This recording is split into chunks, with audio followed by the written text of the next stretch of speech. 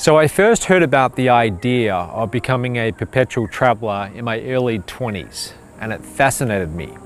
I love to travel and to go on adventures, so being able to live in different countries and experience their way of life and their culture, it sounded like a really good lifestyle.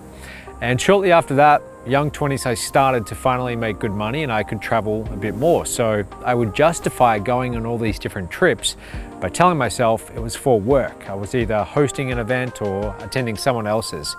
So I'd go on these trips, and at first they would go for a few weeks. I might go to, say, Singapore for a couple of weeks. But over time, I would go on these trips and stay there for up to 2 months. And then in 2014, I decided to become a full-time perpetual traveler and to leave Australia. Now, don't get me wrong, living in Australia, it's great. The air's clean, there's great freedoms there, and it's rightfully earned the title of the lucky country. But I wanted to experience what it was like to live in other cities and countries. So after doing some research, my options were Singapore, Hong Kong, and Malaysia. Malaysia was by far the cheapest, and it had this really good visa option called MM2H, which stands for Malaysia, My Second Home. Basically, the government offers it to foreigners, and you're allowed to stay there for a period of up to 10 years if you qualify. So I qualified, I got on the next plane, and I went there to check it out for myself. And during that first visit, I really liked what I saw. So on that same trip, I found an apartment, I found some office space, I hired a company to help me set up a business there and to get bank accounts and all of that set up. And the whole process, it was actually quite easy. The first apartment I got was enormous. It had 3 bedrooms, a massive living area, great views, and a balcony. And it was right in the city center, 2 minutes walk away from the famous Petronas Towers. Now, the cost of that apartment was just $700 US a month. That same apartment in Australia, it would have cost 3 times as much. Since then, I've done the same thing in numerous other countries: Singapore, Hong Kong, Fiji, and a few others. The most recent is where I live right here today, and that's in Costa Rica. So when it comes to choosing the countries, a lot of it depends on how long they allow you to stay there as a tourist. So for example, here in Costa Rica, you can stay here on a tourist visa for 90 days. And then you can do a quick border run, which is where you might fly to a nearby country, or you might drive to a neighboring country like Panama.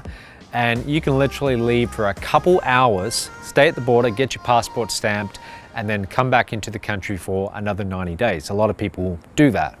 Now, over the years, I've got fairly good at going into these new different countries and getting set up, like finding places to stay, getting a personal bank account, all of those different things that you need to live there. And each country has its own unique challenges.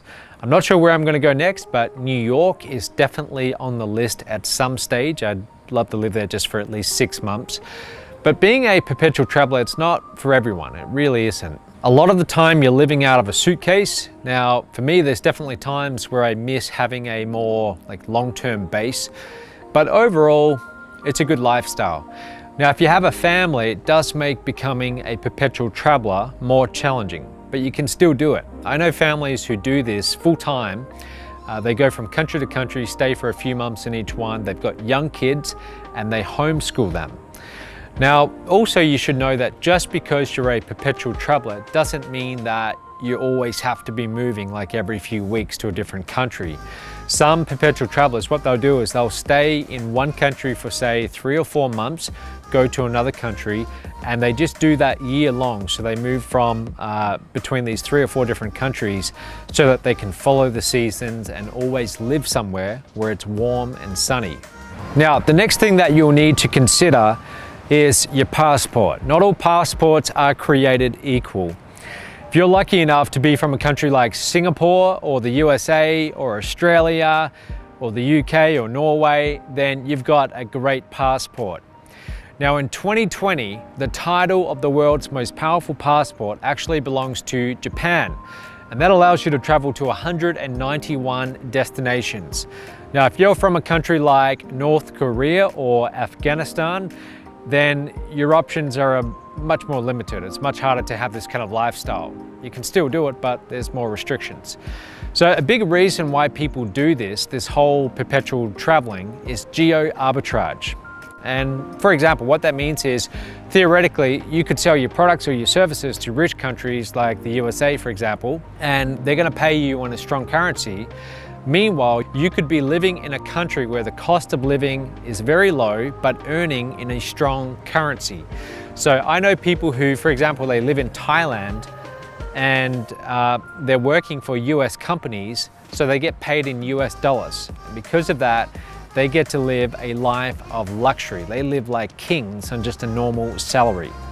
So anyway, if you're interested in traveling down to Costa Rica to live here potentially part-time, or even learn about this whole concept of internationalization, we actually have an upcoming seminar on this very topic. And if you want more details on that, send me a message. I'll put my link somewhere below. You can contact me on Facebook and I'll send you the details. Okay, so I hope you get something out of this episode, and I will talk to you tomorrow.